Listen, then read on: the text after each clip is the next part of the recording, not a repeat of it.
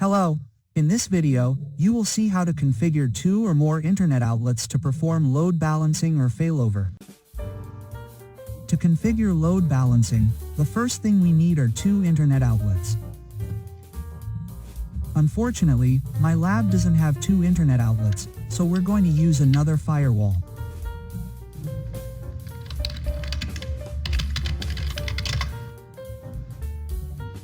To emulate those 2 internet outlets and have the TZ80 access the internet through this TZ570.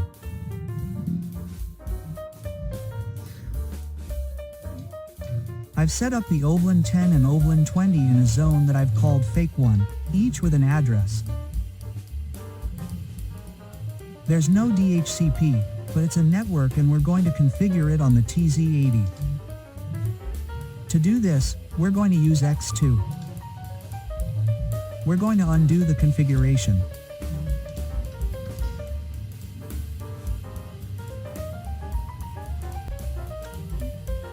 And we're going to add 2 VANs assigned in Zone 1. VLAN 10 is in X2. Static addressing is 192.168.210.80. And a DNS gateway of 254, and we are going to enable the pin on the interface. And we are going to create the second one or 20 in X2. 12168.220 pun. 250. Sorry, 80. And 254.4 as a gateway. In this way, when the TZ80 firewall goes out to the internet using this interface, the traffic will arrive at this interface.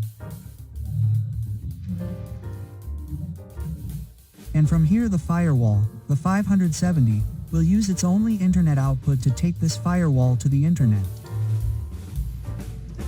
We saved. And now we have 2 WAN interfaces. In this case, virtual interfaces. If they were physical interfaces, it is done exactly the same by editing, but instead of editing one, we edit the interface directly. Once we have it as available, we have a menu called Failover and Load Balancing. It is activated by default and we should not deactivate it. And we have the Load Balancing group. When editing this group, we have all the interfaces that are part of Zone 1. We mark the 2 ones, and since we only want to use VLAN 10 and VLAN 20, we remove X1 from here.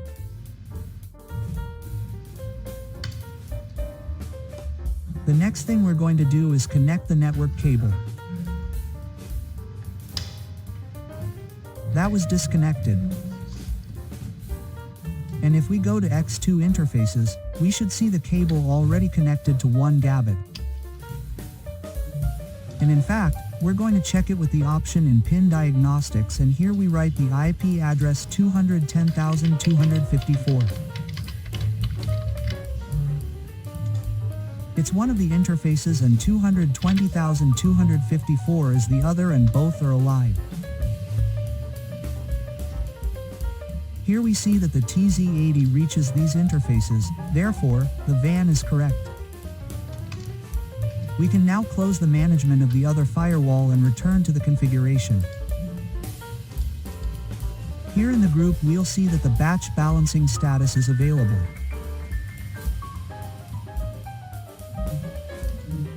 If we edit the load balancing group and review the options we have, we can select 3 different ways to do load balancing, and the basic one is failover.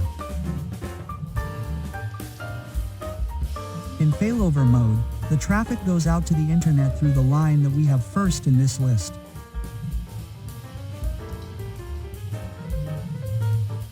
In this case, if we go to statistics, we will see that the current ratio, which is this column, 100% of the traffic is going out through VLAN 10 because it is the first on the list and we have it configured in Failover. If we want to configure load balancing, we have 3 different options: round-robin, spillover, and ratio. Round-robin will send a connection through one interface, another connection through another, and jumps from one to the other.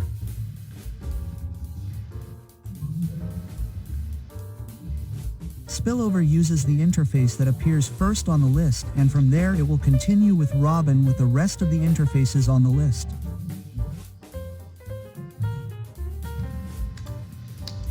And by ratio we define a percentage of the connections that we are going to send to each of the interfaces. In all cases in which we use load balancing, we must check this option here, which means that whenever there is an IP address from our LAN connecting to a public IP address, the connections will always be maintained through the same channel. At the bottom we have the final backup option, in which we can add an interface, and only in the event that these two fail, the traffic will flow through X1. In the Proving tab, we have the settings for how often we want to check the interface, how many failures we are going to deactivate the interface, and how many successes we are going to reactivate the interface. Now we have Robin. Let's go back to the statistics. What I'm going to do is clear the statistics with this button and generate some traffic.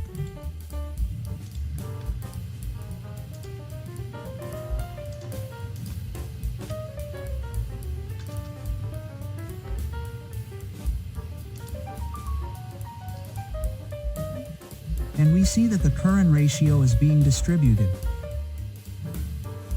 It should practically reach 50% or so. However, X1, because current in ratio is equal to error, as the statistics appear. It is the traffic that has been sent out to the internet before activating this functionality.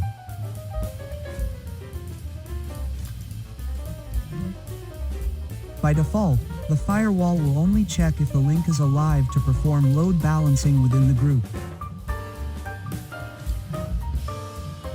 And in the Proving tab, we have the option by checking this checkbox to perform some tests on this object. A connection is made to port 50,000 to an object that we will see now. Once we check it, the firewall is no longer just checking if we have a link on the interface, but it also verifies if it is actually possible to reach that object. If it were not, Robin would be disabled because we would only use one of the 2 internet outputs and X1 would always be the last resort. We also have the option of performing the same test on the object that we created. To do this, we have to deactivate this group checkbox and, in that case, we have the possibility of editing each of the member interfaces and defining whether we only want the physical test or perform a logical test, in which we have different options for when we are going to consider that the test is satisfactory, and then the option of configuring a TCP connection or a pin to a host and a port in the case of a TCP connection.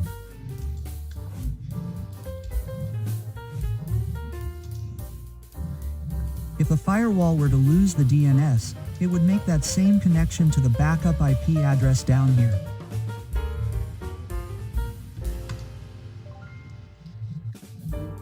When we make the change, we see that the firewall is performing the tests, and in a moment we will see default target alive here. Again, if the 2 interfaces that are part of the load balancing group were to go down and the traffic had to go out through the backup end, we are going to do it. We are going to close the rest of the tabs and deactivate the network cable. In this case, the link will go down. There's the link down, so all traffic now goes out through X1. If we go to the statistics and generate traffic again,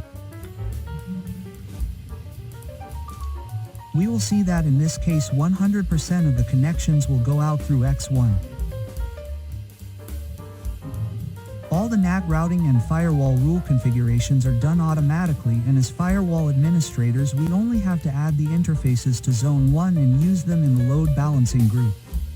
And that's it for the video. As always, I hope you found it useful. You can write comments or questions in the YouTube box. Thanks.